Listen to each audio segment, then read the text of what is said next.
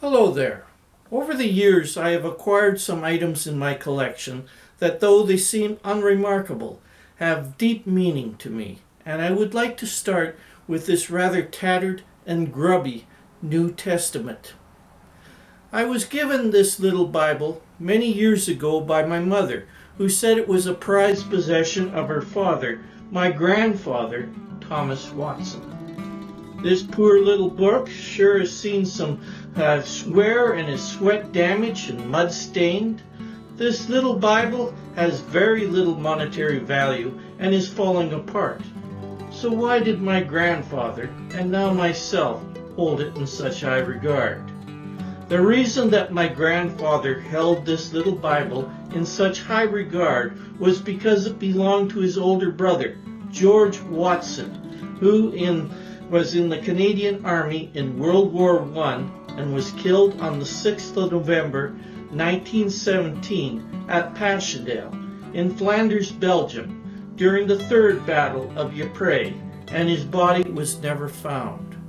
100 years later, in 2017, this little pocket Bible was the starting point of an investigation on my part to uncover the lost story of this forgotten World War I soldier who gave his life for our freedom, and resulted in a video on my YouTube channel on his military service and in an article in the November 2021 issue of Our Canada magazine outlining my investigation into his lost story.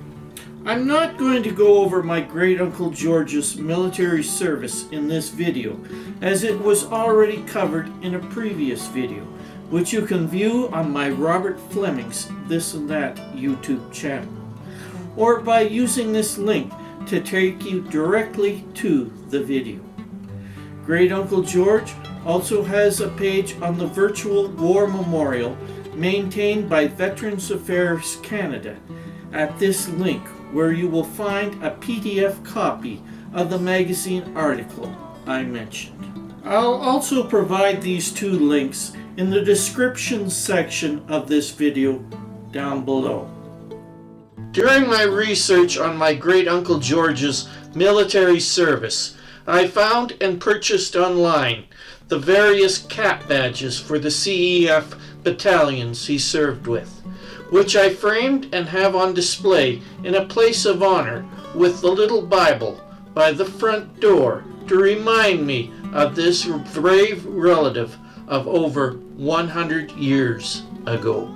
I also obtained from Amazon a reproduction of the type of cap worn by Canadian World War I soldiers and placed the cap badge of the 27th Battalion, City of Winnipeg, CEF on it, as that was the unit Great-Uncle George was serving with when he was killed at Passchendaele, and this cap is on display in my den. The next item we're going to examine is this flower stand that is on display in my den. And you might say, Robert, why is this stand so important? It just looks like a regular old stand that a boy would make in shop class in school. And look, the base was made from an old apple box. Why is it so special to you? The importance of this stand is not what it is, but who owned it in the past, and most particularly, who made it in the 1930s. In the 1920s, my maternal grandparents, Tom and Frances Watson, moved to Edmonton and became good friends with Alfred and Edith Dadson. The Dadsons had only one child, a boy named Victor, and it was this boy who made the flower stand. On October the 14th, 1940, Victor answered his nation's call and joined the RCAF. Victor received flight training under the British Commonwealth Air Training Plan that trained pilots and air crew for the British Commonwealth in various airfields across Canada. According to this article in the Edmonton Bulletin from the time period, Victor graduated from No. 7 Flight Training School in Fort Macleod, Alberta, and received his flight wings and was promoted to flight sergeant. In the RCAF during World War II, a flight sergeant with wings was typically a qualified pilot. No. 7 Flight Training School in Fort Macleod trained pilots on multi-engine Avro Allison aircraft. Victor was assigned to RCAF 408 Squadron in Bomber Command when he was deployed to Britain and was a bomber pilot. On the 25th of January, 1942, Flight Sergeant Victor Datson died of wounds he received while on active duty. He was 21 years old. After Victor's death, my family remained friends with his mother. As a boy, growing up in the 1960s and 70s, we knew her as Grandma Datson. In the late 1970s, when she was in her mid-90s, Grandma Datson had to move out of her little house in the Riverdale section of Edmonton and into a nursing home. And since she had to downsize her household, she gave a few items to my mother, including the flower stand made by her son Victor. And so, I keep this rather unremarkable and ordinary flower stand as a reminder of Grandma Datson and her only son that she lost when he gave his life for our freedom in World War II. We're coming up to the next item in our story today. This lamp on top of my entertainment center in the living room. This lamp was in the home of my Aunt Agnes Fleming and my grandfather, John Fleming. As a little boy, I was endlessly fascinated with how the ship's wheel could turn the lamp on and off. Yep, as a little kid, I was easily entertained. The lamp appears to be another school shop class project made by either my dad George or my Uncle John in the 1930s. The lamp's nautical theme brings to mind my Uncle John, the only sailor in our story today, who served in the Royal Canadian Navy in World War II. Since Uncle John was a journeyman electrician before he enlisted, he was placed in a unit tasked with the maintenance and repair of gyroscopes. When I was around 10 years old, Uncle John gave me several maintenance manuals on the Sperry gyroscope, which as a 10-year-old wasn't exactly the most thrilling of gifts to have received. From what I was able to find out, the Sperry gyro compass was a vital piece of equipment on Royal Canadian Navy corvettes that had the critical mission of protecting convoys en route to Britain to bring vital supplies to support the Allied war effort, and were crucial for anti-submarine warfare to counter the German Wolfpack U-boat threat. The Sperry gyro compass significantly improved the Royal Canadian Navy's ability to navigate and operate effectively, especially in the challenging North Atlantic environment.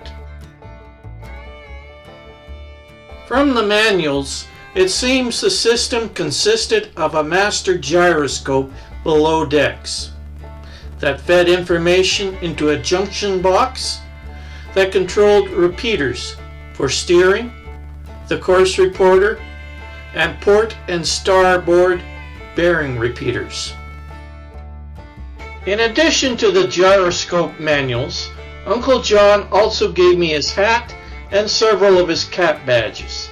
As Uncle John was a petty officer, which would be equivalent to a sergeant in the Army, he was issued fancy cloth cap badges. Sometime in the last 55 years, I lost track of the hat, but I have one of Uncle John's cap badges framed by the front door to my home. After the war, Uncle John left the Navy, got married, raised a family, and died in 1994 at the age of 77. And now for something completely different. While I was creating this video, I was notified by Kastner Auctions in Edmonton that I won an item I bid on from Alex Archibald's Curiosity Inc. auction. And so, I'm going to finish up this video not with something that has been in my collection for many years, but with something I am adding to it now. Time to head into Kastner to pick up my new treasure.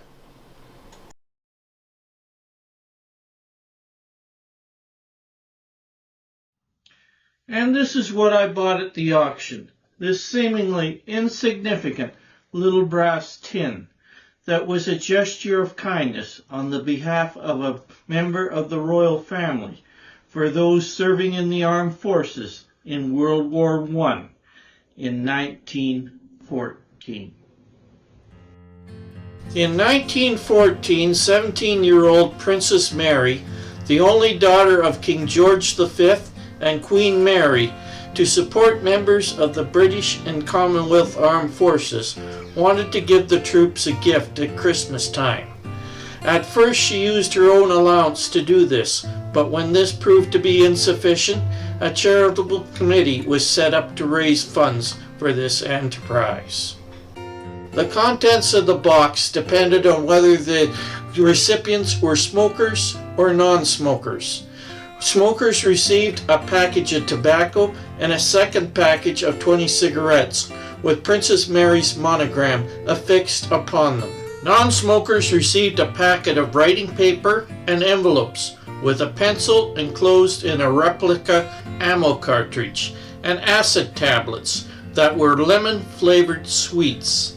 The gift boxes for nurses contained a packet of chocolates, and everyone received a photo of Princess Mary, a photo of King George V and Queen Mary, along with a Christmas card that read, "With best wishes for a happy Christmas and a victorious New Year, from the Princess Mary and friends at home."